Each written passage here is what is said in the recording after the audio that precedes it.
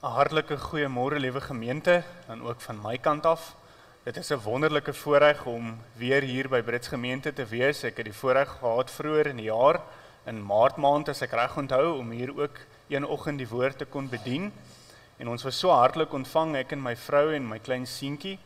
Daar agter met die maroon trui aan sit my vrou Alicia. Ek dink Alicia dalk moet jy net gou staan.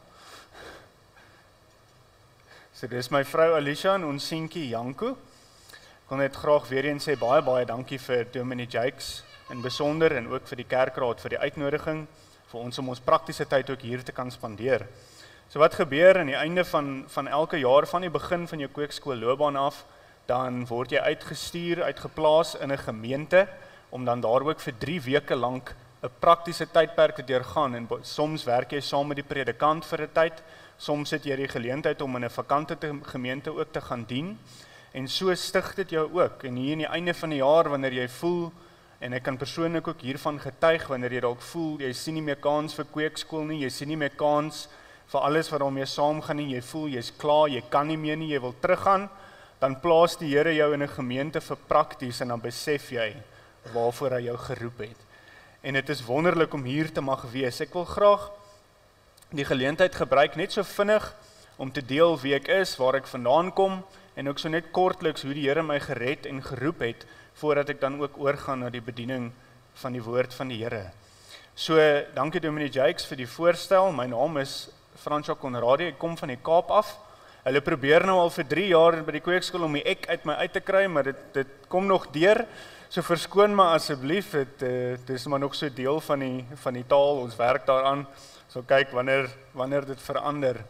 Ek kom van die Kaap af, ek is in Kaapstad gebore, in die Kaapse middestad self, my hele lewe lank daar gebly, groot geword, en kom eintlik uit die AGS kerk uit. Ons het die EG kerk glad nie geken nie, gereformeerde kerke glad nie geken nie, en in 2020 ontmoet ek toe vir Alicia, en op daardie stadium was ek nog besig om te studeer, besig om teologie te studeer deur SATS, 'n universiteit, onder die begeleiding van die AGS, en ek was volstoom op pad om AGS pastoor te word. En ek ontmoet my vrou kom uit die NG Kerk uit, sy is in Bloemfontein gebore, en sy het ook in die Kaap groot geword vir die grootste deel van haar lewe, en ek ontmoet haar, en toe saam kom ons op 'n punt waar ons besef, maar ons het 'n geestelike huis nodig, waar die Here ons kan kom ontmoet eerstens, en waar hy ons kan gebruik, en waar ons sy woord in waarheid kan hoor. En op daardie stadium het ek dit nie gehoor by my gemeente nie, en sy het dit nie gehoor by haar gemeente nie, en so het ons saam begin soek. En ons kom toe by die EG Kerk uit, en van daar af kom daar toe 'n baie duidelike leiding van die Here. Maar voordat ek oor dit verder praat, moet ek met u deel dat ek groot geword het in 'n Christelike huis, met 'n ma wat getrou die Here dien, en van kleins af het ek Bybel gelees, en ek het gebid, en ek het kerk toe gegaan, en ek het geglo, ek is 'n goeie mens, en ek doen wat ek moet doen, en ek gaan mos nou waar ek moet gaan, en ek praat met mense oor Jesus, en alles was wonderlik. En op die ouderdom van 22, is ek 1 jaar met nuwejaars by die huis, en op daardie stadium het ek internasionaal gewerk op skepe. Ek was 'n navigasieoffisier, en ek het op skepe gewerk, ek was vir maande lank was ek weg op see gewees, en op daardie stadium was ek by die huis oor nuwejaars, en daar is 'n nuwejaarsdiens by my gemeente gewees, en 'n uitnodiging het uitgegaan vir mense om hulle lewens aan die Here toe te wy, om hulle saak met God reg te maak, en daar op daardie stadium, in die begin van 2012, by 'n nuwejaarsdiens, ervaar ek baie duidelik op 22-jarige ouderdom, dat die Here vir my sê, jy sal jou hele lewe lank in die kerk, maar as jy nou sterf, gaan jy hel toe. En daardie aand red die Here my siel uit genade, en ek is so dankbaar vir die draai wat daar in my lewe gekom het. Van daar af het ek begin om die Here met passie te dien, en ek het betrokke geraak by 'n jeugbediening ook, by die AGS waar ek was, in die gemeente. En dit is ook vanuit daardie bediening wat die Here met my begin praat het oor lering gee. Ek het in 2015 klaargemaak met my internasionale werk op die skepe, En ek het begin doseer by die universiteit waar ek studeer het ook, en ek het daar navigasie en toegepaste wiskunde aangebied as klasse. En ek het werklik 'n passie vir lering gehad, en soos wat ek hierdie passie uitgeleef het om klas te gee, het die Here by my hierdie gedagte kom begin kweek van, jy moet my mense leer. Jy sê jy's 'n leraar, maar jy leer nie my mense nie. En so het ek begin teologie studeer, en dit is ook wat ek net met u gedeel het, en ek het begin studeer tot op honeursvlak, en ek was reg om pastoor te word. Ek het nog 'n jaar oor gehad, en toe begin ons besef, ek en my vrou saam, sy het ook teologie studeer, sy het ook 'n honeursgraad klaar gemaak, en ons ervaar dat die Here ons iewers na 'n kerk toe wil roep waar hy ons wil gebruik.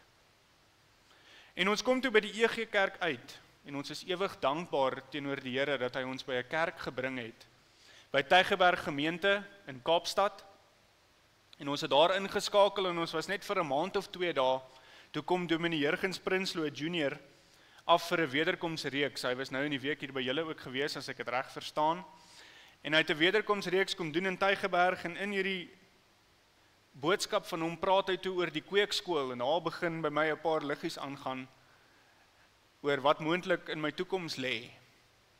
En ek gaan gesels na die tyd met hom, en ek vra toe nou vir hom oor die kweekskool, en ek sê vir hom, Dominee, ek is nou reeds besig met my honeursgraad, wat moet ek dan nou doen as ek 'n predikant in die EG Kerk wil word? En hy sê vir my, dit maak nie saak wat 'n graad jy het nie, jy gaan kweekskool toe en jy begin van voor af.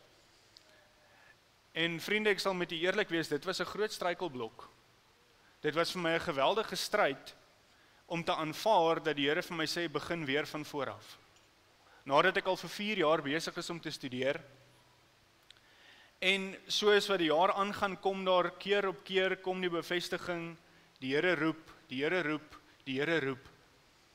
En ek is een oggend besig op my foon, en ek het 'n berig oopgemaak wat ek wou gelees het, en soos wat ek dit oopmaak, kom maar so 'n prentjie op, van 'n voorblad van 'n koerantartikel in die 1930s, en hoe groot in bold letters op hierdie voorblad staan, verhuis na Pretoria. En ek sit daar en ek besef, meer duidelik as dit, kan die Here dit nie maak nie.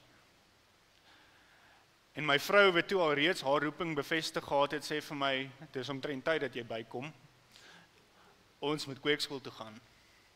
En die res, soos hulle sê, is geskiedenis. Dit is nou al die 3de jaar, en ek is so dankbaar vir die pad wat die Here met my geloop het, en dankbaar dat ek dit ook vanoggend so met u kon deel. Ek wil vra dat ons dan net so vir 'n oomblik sal stil raak,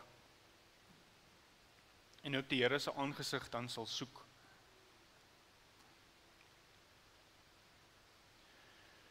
Loof die Here, o my siel, en alles wat binne in my is, sy heilige naam. Loof die Here, o my siel, en vergeet geen een van sy weldade nie, wat al jou ongeregtigheid vergewe, wat al jou krankhede genees, wat jou lewe verlos van die verderf, wat jou kroon met goedertierenheid en barmhartighede, wat jou siel versadig met die goeie, sodat jou jeug weer nuut word, soos die van 'n arend. Amen. Ek wil u nooi gemeente om dan die woord van die Here oop te maak, by die tweede brief aan Timoteus, die tweede brief aan Timoteus, en ons gaan daar saam lees in hoofstuk 3.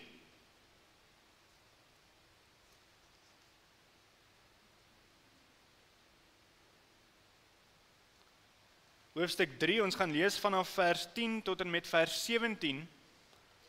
En in hierdie gedeelte, en die paar verse ook voor dit, wat Paulus hier skryf aan Timoteus, dan praat hy van die tydsomstandighede wat Timoteus beleef het in die omgewing waar hy gebly het, mense wat goddeloos gelewe het, wat hulle self hulle eie plesier en genot gesoek het en nie God nie. En dan kom hy in vers 10 en hy begin vir Timoteus sê hoe hy moet lewe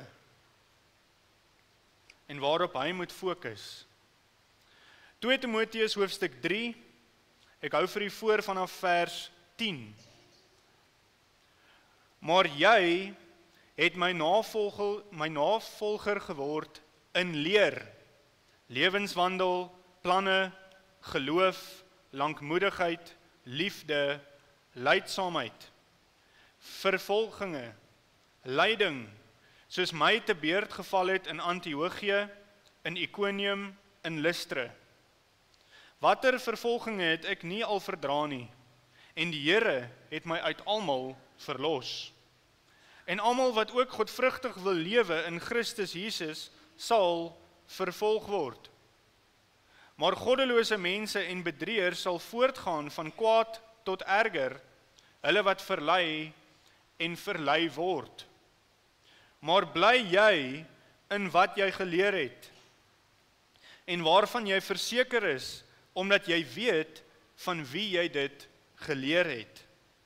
En dat jy van kleins af die Heilige Skrifte ken, wat jou wys kan maak tot saligheid deur die geloof in Christus Jesus. Die hele Skrif is deur God ingegee en is nuttig tot lering, tot weerlegging, tot teregwysing, tot onderwysing in die geregtigheid, sodat die mens van God volkome kan wees, vir elke goeie werk volkome toegerus. Net tot sover uit die onfeilbare woord van die Here.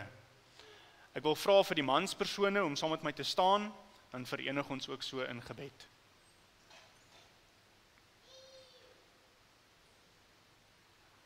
Ons almagtige God, Vader, Seun en Heilige Gees. Here, dit is wonderlik om te weet dat ons so op 'n Sondagmôre kan by mekaar kom, dat ons die woord van die Here kan oopmaak, hierdie woord wat vir ons nuttig is, Here, en dat U met elkeen van ons persoonlik vanuit die woord kan kom praat. Here, dat U 'n God is wat lewe, dat U opgestaan het, en dat U tot in ewigheid sal regeer, dat U tot in ewigheid sal verhouding hê met U kinders. En Here, dat U vanoggend vanuit die woord by elke persoon wat hier ingekom het vanmôre in besonder kan kom ontmoet. Here, ons wil U loof dat U 'n God is wat persoonlike verhoudings met elkeen van U kinders het. Dat dit nie met een van ons dieselfde is as met die volgende nie. Dat U nie 'n dooie God is,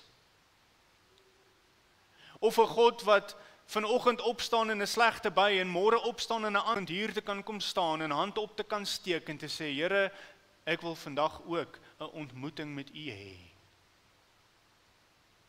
Ons is so dankbaar, Here, vir die manier hoe U vir ons gegee het dat ons by mekaar kan kom.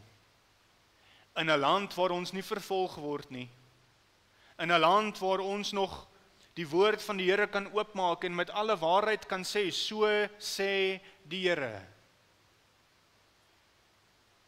Dat ons die waarheid mag hoor, en so ook in ons eie taal. Dat ons die woord kan oopmaak en dat ons dit kan verstaan en dat ons U daarin kan ontmoet. Here, mag dit ook so wees in hierdie môre dat U by elke persoon sal kom stil staan. Heilige Gees, dat U elke behoefte wat vanoggend hierin gekom het, elke persoon wat dalk seer het, wat dalk pyn het, of wat dalk een of ander geestelike of fisiese behoefte het, Here, U sien alles raak.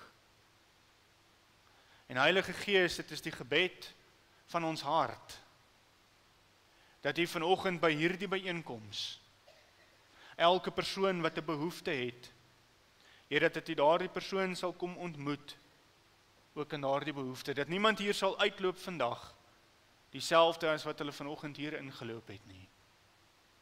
Maar Here, ons weet dat dit slegs kan wees deur die kragtige werking van die Heilige Gees. Dankie dat ons U kan vertrou, dat ons weet, sonder U is daar geen hoop vir enige van ons nie. Dankie Here dat ons hierdie dinge mag vra in die kosbare naam van Jesus Christus alleen. Amen.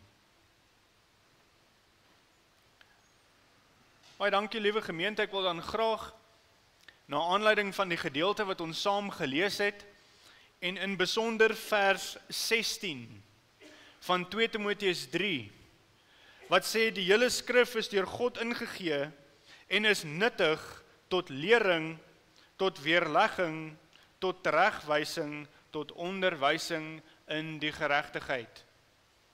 Na aanleiding van daardie vers wil ek dan vanoggend met u praat oor die tema Sola Scriptura, die skrif alleen. Ons is vandag, aan die einde van Oktober, herdenk ons in gereformeerde kringe, herdenk ons Reformasiedag, Hervormingsdag, toe Martin Luther in die jaar 1517 by die kasteel in Wittenberg sy 95 stellings teen die Romeinse leer en teen die Romeinse kerk daar teen die kasteel se deur vasgeslaan het, was dit die begin van die hervormingstydperk. 'n Tydperk waar daar groot herlewing plaasgevind het in Europa veral, en waar daar 'n groot draai en 'n groot fokus was in die kerk se leer aangaande die Here Jesus Christus, aangaande genade en aangaande die skrif.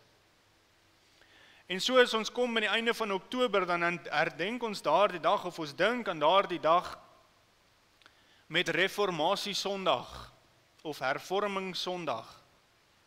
En jy sien, ek wil graag vir u net so kortliks deel vanuit die geskiedenis, die kerkgeskiedenis, oor wat daar gebeur het en hoekom dit so nodig was. Jy sien, vir eeue lank was die Romeinse kerk, was die gesag van die kerk in die westerse wêreld. Konings wat in lande in bewind was, het gestaan onder die gesag van die paus in Rome. En die Vatikaan het bepaal wat die koning in sy land sal wetmaak en wat hy sal doen en wat hy nie sal doen nie. Nasies, regerings en konings het gestaan onder die heerskappy van die Romeinse kerk. Maar in daardie tydperk het daar al vir honderde jare het daar reëls ingesluip in die Romeinse kerk in, wat die kerk van binne af vrot gemaak het. Daar het mensgemaakte reëls ingekom, reëls en regulasies, waar die paus gesê het, julle sal so maak, en die priesters gesê het, julle sal so maak, en ten spyte van wat die Bybel sê, is die mense regeer deur dit wat mense gesê het. En hierdie reëls het al hoe meer belaglik geraak, en wat die reëls en wat die woord van die paus self tot op so vlak gekom het, wat dit geag was as die woord van God. Wanneer die paus sy mond oopgemaak het en gepraat het, dan is daar gesê, die Here het gesê. En die paus se woord is verhewe, dat dit gelyk gestaan het met die woord van God. En so het daar 'n tyd gekom, in 'n kerk waar die woord slegs in Latyn gelees is, en slegs in Latyn gepreek het, en die alledaagse mens nie toegang mag gehad het tot die skrif in sy eie taal nie. Die gewone mens, die boer, of die myner, of die persoon wat maar net daar in die dorp gewerk het, mag nie die woord gelees het in hulle eie taal nie. Hulle moes op 'n Sondag na die kerk gaan, en daar in die kerk is die woord vir hulle in Latyn gelees, en dan het die priester daar vir hulle gesê wat die woord sê. En die hele beweging van die reformatie het uitgevloei, nadat daar al in die 1400s manne was wat opgestaan het en gesê het, ons wil die skrif vir die mense beskikbaar maak. Die woord van God tot die mens, wat die mens nie op die oomblik mag lees nie, ons wil dit vir die mens beskikbaar maak. En daar het manne soos John Wycliffe in Engeland opgestaan en gesê, hy wil die Bybel vertaal in Engels, sodat die mense dit kan verstaan, en dit het John Wycliffe sy lewe gekos. Of 'n man met die naam van Johannes Hus, van Bohemia, wat gebrand is op die brandstapel, omdat hy dit gewaag het om te sê, dat die woord van die paus is nie gelyk aan die woord van God nie, en die woord van God moet by die mense uitkom. En jy sien, na daardie gebeure, het dit toe uitgevloei of gelei na die gebeure in 1517, toe Martin Luther daardie stellings van hom teen die kasteel se deur vasgeslaan het, en die reformatie het daar begin in die jaar 1517. En hierdie reformatie het uitgebrei en versprei soos 'n veldbrand deur die hele Europa. En dit is ook vanuit hierdie hervorming, vanuit hierdie reformatie wat ons kerk ook ons geskiedenis het. Ons leer, waarin ons vandag nog vasstaan en sê, so sê die Here, dis dieselfde leer wat aan daardie hervormingstydperk uitgekom het. Toe manne opgestaan het en gesê het, maar die paus sê dit, maar die woord sê wat die waarheid is. En daar het onder andere 5 stellings in hierdie reformatiekerk, in die reformasietydperk uitgekom, wat uitgestaan het. 5 stellings in Latyn, want dit was maar die taal gewees van daardie tyd, die groot taal wat hulle gepraat het. En die 5 stellings wat vandag vir ons bekend staan is die 5 solas. Sola gratia, deur genade alleen. Sola fide, in geloof alleen. Solus Christus, in Christus alleen. Sola scriptura, vanuit die skrif alleen. En soli Deo gloria, tot die eer van God alleen. En dit is dan oor hierdie 5 solas, hierdie 5 aspekte wat die reformatie leer uitgestaan het. En ek wil graag vandag dan met hierdie boodskap met u praat oor een van hierdie 5 solas, sola scriptura, vanuit die skrif alleen. As ons lees hier in 2 Timoteus, dan sien ons die nut van die skrif in ons lewe. Maar hierdie gedagte van sola scriptura was gewees dat die skrif is eksklusief. Die skrif is die enigste woord van God. Dit is die enigste woord wat God vir die mens gegee het en gesê het, hierdeur kies die almagtige God om homself aan 'n verlore mens te openbaar. Tot in ewigheid is dit die woord van God, die skrif, wat vir die mens beskikbaar is, waarin ons God kan ontmoet.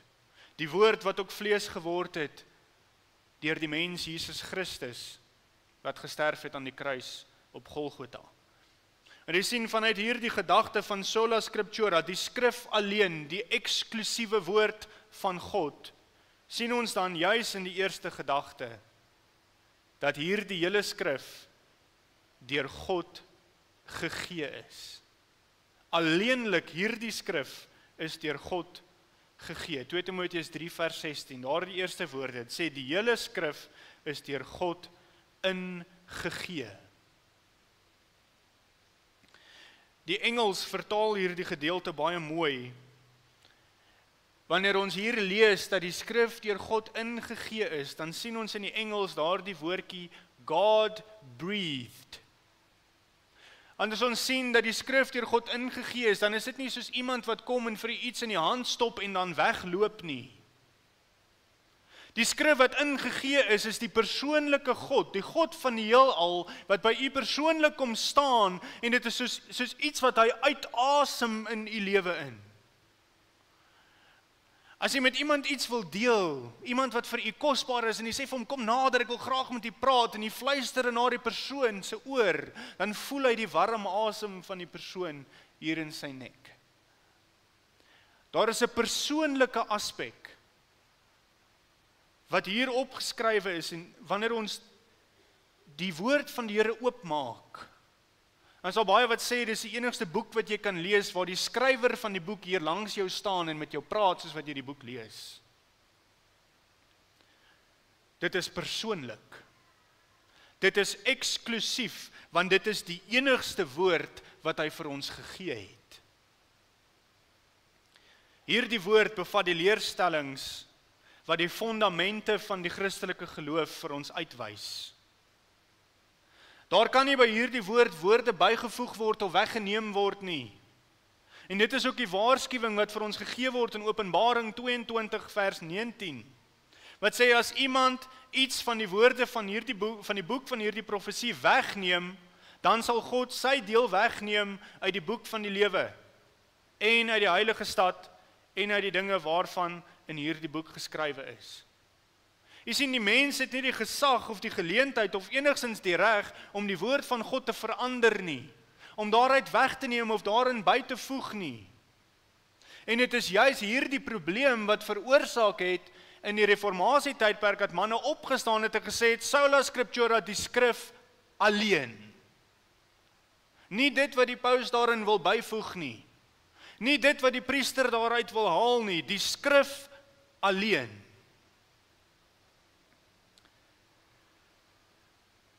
Hulle moes aanvaar, en die kerk moes aanvaar, dat die Here nie meer nodig gehad het om deur 'n mens te praat, om te profeteer, of om te verkondig wat sy woord is nie. Sy woord is reeds opgeteken. En sy woord was voldoende. Dit is voltooi. En dit is genoeg vir enige nood wat ons ook het in ons lewe. Maar jy sien, in ons dag is dit hier dieselfde probleem wat nog steeds na vore kom. Dieselfde twee komponente van mense wat by die woord wil byvoeg en mense wat by die woord wil uithaal. Daarom hoor ons dat daar sogenaamde hedendaagse profete is, wat opstaan en sê, die Here het vir my vandag in 'n droom gesê, ek moet vir die gemeente kom sê, so sê die Here. Maar wanneer daardie persoon sy mond oopmaak en hy begin praat, dan is hy teenstrydig met wat die woord van God sê. Of hy wil byvoeg by wat die woord van God sê. En dit is presies dit waar ons moet vasstaan en ons moet sê, sola scriptura, die skrif alleen. Vriende, as iemand na u toe kom met 'n profesie en hulle kan nie 'n teksplasing by dit voeg nie, moet u baie bekommerd wees. Want al die profesieë is reeds opgeskrywe. Mense wil nog steeds byvoeg en mense wil nog steeds wegneem. Ons het gesien in ons eie land in die laaste ruk hoe daar 'n baie bekende persoon opgestaan het en gesê het, die wegraping sal plaasvind op hierdie datum, want God het vir my gesê. Wat anders is dit as iemand wat byvoeg by die woord van God, dit wat God nie gesê het nie? En daardie persoon moet aanvaar een van twee realiteite. Of jy het gelieg en God het nie gesê nie, of hy het dit gesê en God het gelieg want hy het dit nie gedoen nie. Dit is nie moeilik om te sien watter een van daardie twee feite aanvaar moet word nie. Maar net so is daar ook baie wat wil wegneem vanuit die skrif in ons dag. Baie wat kom met argumente wat sê dat die Here Jesus dalk self het nooit gesê dat so en so 'n sonde is nie.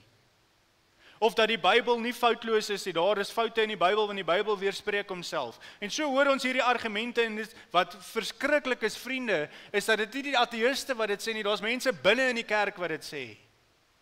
Daar's manne wat teologie geswaat het, wat meer grade het as 'n termometer, wat vir ons wil sê dat hierdie ding wat die Bybel sê, het ek nou geleer en al my kennis het ek gevind dat dit is nie waar nie.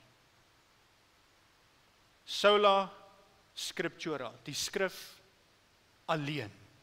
Dit is wat God vir ons gegee het. En daarom kan ons nie kom met argumente soos wat ons hoor onder Christelike kringe vandag, waar mense sê byvoorbeeld dat wanneer Romeine 1 sê dat homoseksualiteit onnatuurlik is en 'n gruwel is, dat dit maar net die mense van daardie tyd was, hulle het dit nog nie heeltemal verstaan nie.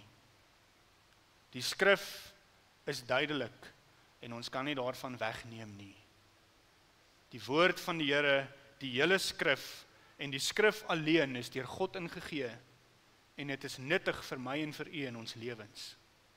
En Paulus gaan hier verder wanneer hy aan Timoteus skryf en dan brei hy uit oor waaroor hierdie enigste bron, die enigste skrif, waarvoor dit alles nuttig is in jong Timoteus se lewe. En in vers 16 gaan hy dan verder in die tweede gedagte en hy sê, die skrif wat deur God ingegee is nuttig tot lering. Dit is die enigste bron wat nuttig is tot lering. Die woord wat hier gebruik word in die oorspronklike taal in die Grieks, praat van lering en instruksie, dit wat gedoen word, met ander woorde die werkwoord om iemand te leer of om instruksie te gee, maar daar is 'n tweede betekenis aan hierdie woord lering gekoppel, en een wat mens baie keer miskyk, en dit is die inhoud van die lering self, met ander woorde dit wat geleer word. Die mooi teologiese naam vir dit is doktrine of dogmatiek. Dit is die inhoud van dit wat ons glo en dit waaraan ons vashou, dit wat die woord vir ons leer. Nou dit is vanselfsprekend dat die Bybel ons kan leer wat God se wil is. Wie hy is, hoe ons moet lewe, al hierdie dinge is vir ons baie mooi opgeskrywe en die Here het dit bewaar deur die eeue. Maar hierdie tweede betekenis is die inhoud. As jy dink aan toe jy op skool was, het jy 'n handboek gehad en as jy biologie moes geleer het, in voorbereiding vir 'n eksamen, dan moes jy gegaan het en jy moes daardie handboek gaan oopmaak het en daardie handboek sou vir jy gesê het hoekom sekere dinge is soos wat dit is en hoekom die wetenskaplikes glo wat hulle glo. En al die wetenskaplike bewyse sou daarin gewees het. En dit is daardie gedagte wat ons aan moet vashou, wanneer ons sê dat die skrif is vir ons nuttig tot lering, dan is dit dat die skrif vir ons sê, wat glo ons en hoekom glo ons? Want ons sien in ons wêreld en in ons Christelike kerk oor die algemeen, hoe kinders in die skool uitgaan, nadat hulle Sondagskool klaar gemaak het, en op die ouderdom van 18, nadat hulle in die kerk groot geword het, gaan hulle universiteit in, en die eerste professor wat op universiteit vir hulle sê, daar is nie 'n God nie, want hier en hier en hier is die bewyse, en daardie ou se geloof val net so. Want hulle is nooit gefundeer in dit wat hulle glo, en hoekom hulle dit glo nie. Jy sien vriende, ons moenie glo, dat die Here Jesus uit die dood uit opgestaan het, omdat die predikant vir ons so sê, of omdat dit is wat my ma vir my geleer het nie. Ons glo die Here Jesus het uit die dood uit opgestaan, want die bewyse in die skrif kan nie betwyfel word nie. Dit is die skrif wat daardie geloof in dit wat ons glo, wat dit in ons harte vasmaak. Daarom moet ons tyd spandeer. As ons wil sê, Here, mag die skrif vir my nuttig wees tot lering, dan moet ek my hand kan opsteek en sê, Here, ek is bereid om geleer te word. Here, ek het 'n behoefte om dit wat ek glo in geloof te kan vashou, sal U dit asseblief vir my wys. Of wanneer die geleentheid kom, waar ons dalk twyfel, of waar ons dalk onseker is om die Here toe te gaan in vrymoedigheid, en te kan sê, Here, ek worstel met hierdie gedagte, sal U dit vir my in die skrif waar maak. Die skrif is nuttig tot lering, en Paulus gaan verder. In die derde gedagte, hy sê die skrif is ook nuttig tot weerlegging. Tot weerlegging. En wanneer ons lees dat die skrif nuttig is tot weerlegging, dan is die woord waarna ons moet kyk, hier die woord weerlegging in die oorspronklike taal, in die oorspronklike betekenis, kom terug na 'n standaard.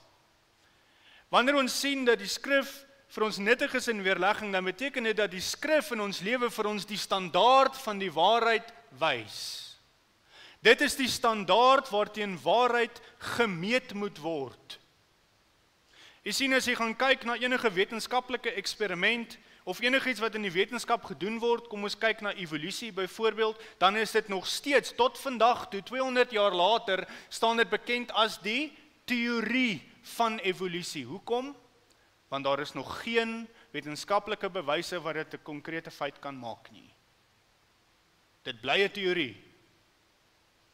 En so kan enigiets wat in die wetenskap genoem word, of enige iets wat ontdek word, word al gesê, ons moet nou eers toets. Ons moet toets teen die waarheid, om te kyk of hierdie argument kan standhou.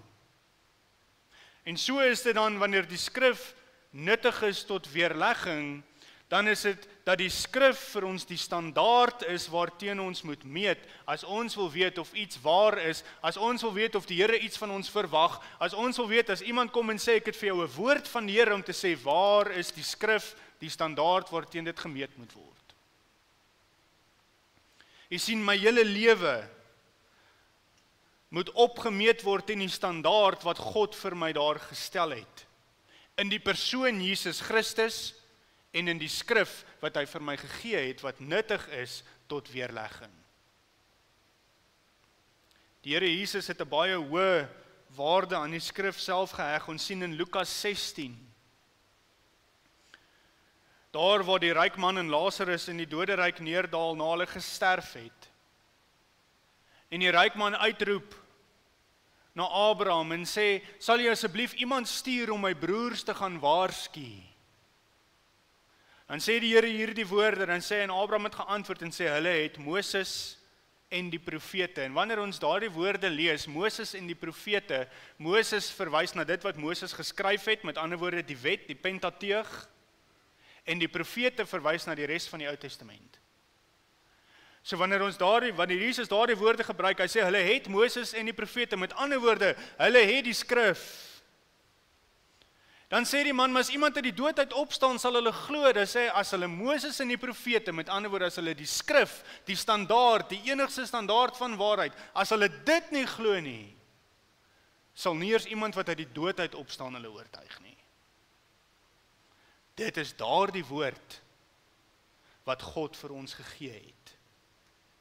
Die enigste, sy enigste woord wat ons absolute standaard van waarheid is. Paulus gaan verder, nadat hy die standaard uitwys, dan roep hy ook vir Timoteus om homself onder hierdie standaard onderhewe te stel. En daarom in die 4de gedagte sien ons dat die skrif is die enigste bron wat nuttig is tot teregwysing. Dit dan ook die woorde wat hy daar gebruik. Die hele skrif is deur God ingegee en is nuttig tot lering, tot weerlegging, tot teregwysing. En weer eens is daar 2 betekenisse wat aan hierdie oorspronklike woord gekoppel kan word. Jy sien, wanneer ons lees die woord teregwysing, dan praat dit van om iemand reg te help of te verbeter in leefwyse, dit is so, maar daar is 'n ander betekenis aan hierdie woord gekoppel, en dit is om iets te herstel na 'n staande regop posisie. En hulle het dit gebruik veral in die argitektuur, as jy sal dink, in die tyd van die Grieke en die Romeine, waar hulle daardie groot tempels gebou het, met daardie massiewe kolomme, daardie pilare wat voor die geboue gestaan het om die gewig van die dwarsbalke van die dak te dra. En daardie pilare moes regop gebring word en presies gemeet moet word, dat daardie pilaar presies sal staan soos wat hy staan, sodat die pilare saam die gewig van daardie dwarsbalk eweredig kan dra. En as een van daardie pilare skeef getrek het, dan was die integriteit van die hele gebou dalk bevraagteken. En wat moes daardie pilaar moes regop gebring word. En dit is wat hierdie woord beteken, wanneer ons dan sien dat die woord van God die enigste bron is van teregwysing, dan beteken dit is die enigste plek waar die mens kan gaan om te sien, hoe moet my lewe lyk, wanneer dit voel ek val uit mekaar uit, wanneer dit voel ek is ver weg van God af, wanneer dit voel ek weet nie meer wat om in my lewe te maak nie, ek voel geestelik, voel ek my lewe is nie waar dit moet wees nie, dan is dit die Here wat my na die skrif terugbring en sê die skrif is nuttig tot teregwysing. Die skrif sal jou ophelp soos wat 'n pilaar wat regop gehelp word sodat hy regop kan staan. Die skrif is nuttig tot teregwysing. Maar jy sien, dit verg van ons iets. Vir my en van u verg dit dat ons dan sê, Here, ek aanvaar u skrif as die enigste bron tot teregwysing. Want dit is ook daardie skrif, wanneer iemand gaan kom, as 'n broer kom in liefde, en 'n broer wil my vermaan en vir my sê, hierdie ding wat jy doen is nie reg nie, dan gaan daardie broer na my toe kom met die skrif. Want anders is dit 'n mens wat met my praat uit 'n menslike oogpunt en nie die Here nie. Maar as ek bereid om te sê, Here, ek het soos 'n pilaar omgeval, dis nodig dat ek regop gestel moet word. Die skrif is nuttig tot teregwysing. Die Here gebruik die woord om ons terug te bring, om ons te herstel. Dit is ook daardie betekenis wat daarin is, wanneer daardie pilaar regop gebring word, dan word hy herstel. Dit is die enigste plek, en u sal weet, as jy in die lewe in daardie donker tyd was, waar jy gevoel het, mense het jy geval. Mense was nie vir my daar toe ek hulle nodig gehad het nie. En jy het na die Bybel gegaan en jy die woord van die Here oopgemaak en jy die Here in die woord ontmoet, dan het hy u herstel. Dit is wat die woord vir ons doen. Maar Paulus gaan weer eens verder. Nadat hy sê dat die skrif nuttig is tot teregwysing, gaan hy ook na 'n volgende punt toe, waar hy ook praat van die nuttigheid van die skrif in onderwysing. En dit klink baie soortgelyk aan lering. En dit dan die laaste gedagte, die skrif is die enigste bron wat vir ons nuttig is tot onderwysing. Weereens het hierdie woord in die oorspronklike taal 'n dubbel betekenis. In die eerste plek praat dit van instruksie wat gegee word, waar lering spesifiek akademies was, tot die kop gepraat het. Dit wat ons glo, is hierdie lering wat gegee word, is instruksie wat gegee word, spesifiek met die doel om karakter te kweek, om karakter te verander, om karakter te groei. Maar daar's 'n dieper betekenis aan hierdie woord, waar dit praat spesifiek, en die woord hierso, en ek sal die Grieks vir u noem, die Grieks hier is paideia, en die rede hoekom dit belangrik is dat dit koppel aan 'n ander Griekse woord, paidion, wat beteken jong kind. So wanneer hier gesê word dat die woord van God is nuttig tot onderwysing, dan is dit dat die woord van God is vir 'n mens, vir 'n kind van die Here, is dit soos wat enige instruksie is vir 'n klein, jong kindjie.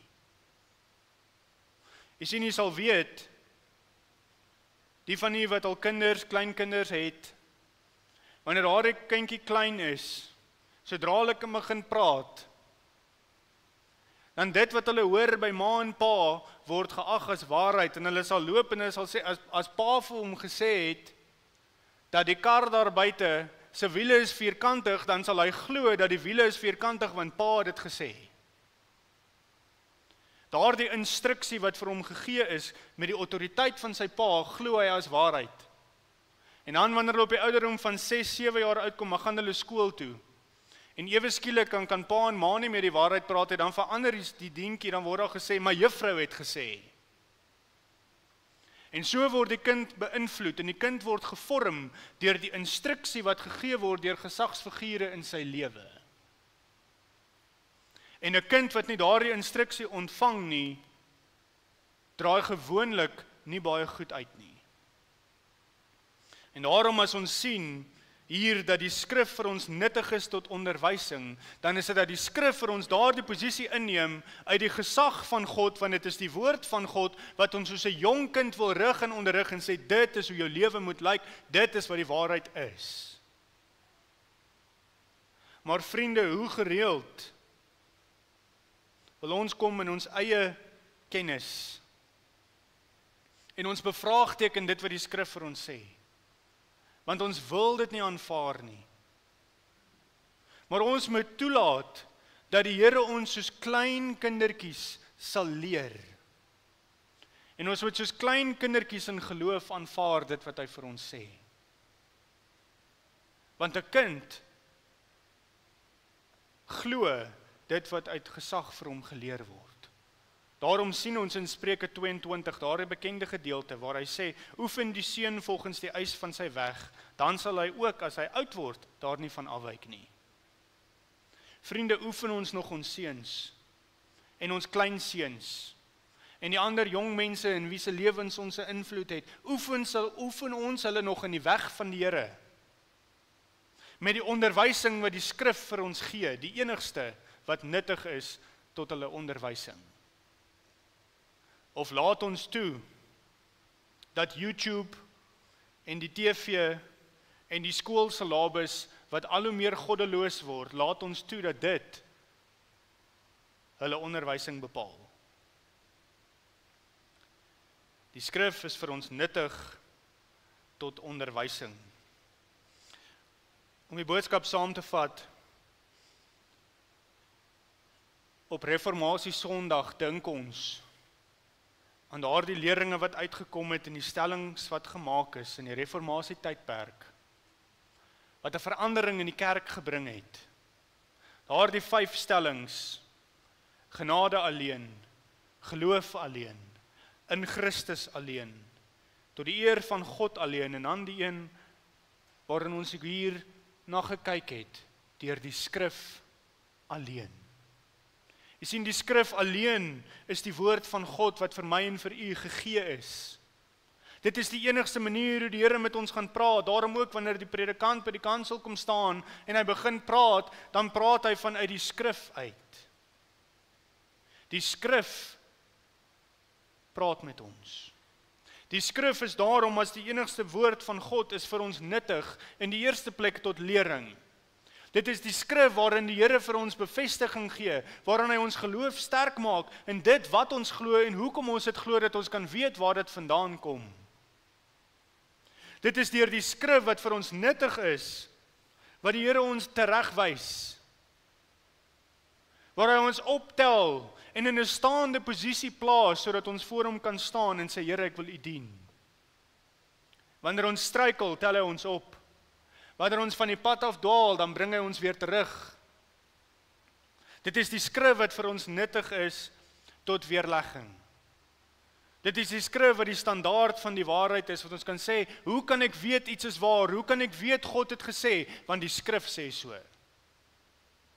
En dit is hierdie skrif wat vir ons nuttig is in onderwysing, soos wat 'n klein kindjie van 'n jong ouderdom af geleer word, dat die skrif ons sal leer en die Here vir ons uit sy skrif kan leer en sê, glo my, soos wat 'n kind glo. Is dit nog in ons lewe waar, dat ons kan sê, Here, die skrif alleen, sola scriptura, dit is waarna toe ek gaan. As ek u soek, maak ek die Bybel oop. As ek vra het, maak ek die Bybel oop. As ek nodig het om gevoed te word geestelik, maak ek die Bybel oop. Wanneer ek met my vriend, met my familielid wil praat oor u, dan maak ek die Bybel oop. En Here, ek sal luister. Is dit nog ons hart? Of het ons verval in 'n posisie waar ons ook wil sê, maar in my eie kennis het ek gevind dat hierdie ding wat die Bybel sê, is nie meer heeltemal waar nie. Dis ou stories wat in daai tyd dalk waar was, maar vandag tyd het verander. Sê die Engelsman, we need to get with the times. Vriende, ek wil vir julle sê, as dit enigstens in ons harte opkom, dat God moet get with the times, dan is dit baie duidelik vanuit die skrif wat hy wil sê vir ons, die skrif is die enigste. Daar kom nie nog 'n woord nie. Daar kom nie nog 'n openbaring nie. Hy het dit klaar gegee. Ons moet ons lewens daarvolgens inrig en ons moet dan sê, in ons eie lewe, en vriende, ek wil u nooi, as daar dalk van hierdie aspekte is wat ontbreek in die lewe, dat u werklik by die Here sal gaan stil staan en sê, Here, mag u skrif, u enigste, weer in my lewe 'n posisie van autoriteit inneem, dat ek sal sê, ek sal my lewe daarvolgens rig, en nie volgens enigiets anders nie. Mag die Heilige Gees u ook daarin lei. Amen. Kom ons bid saam. Almagtige Here, as ons so dink aan die reformasietyd en dit wat deur die geskiedenis ook so gebeur het, Here, dan kan ons nie vir u genoeg dankie sê, dat u ingegryp het op 'n tydperk van donker in die kerk, dat u ingegryp het en dat die manne opgerig het, soos daar die pilare wat regop geplaas word, dat u manne opgerig het en daar geplaas het om te verkondig, sola scriptura, die skrif alleen. En Here, kan ons vandag, ook in ons kerk en in ons eie lewens, die vrug daarvan pluk, die werk wat u gedoen het 500 jaar gelede. Here, mag het ook so wees in ons eie lewe, dat ons sal sê, ons erken, Here God, u woord, u skrif, alleen as die gesag in ons lewe.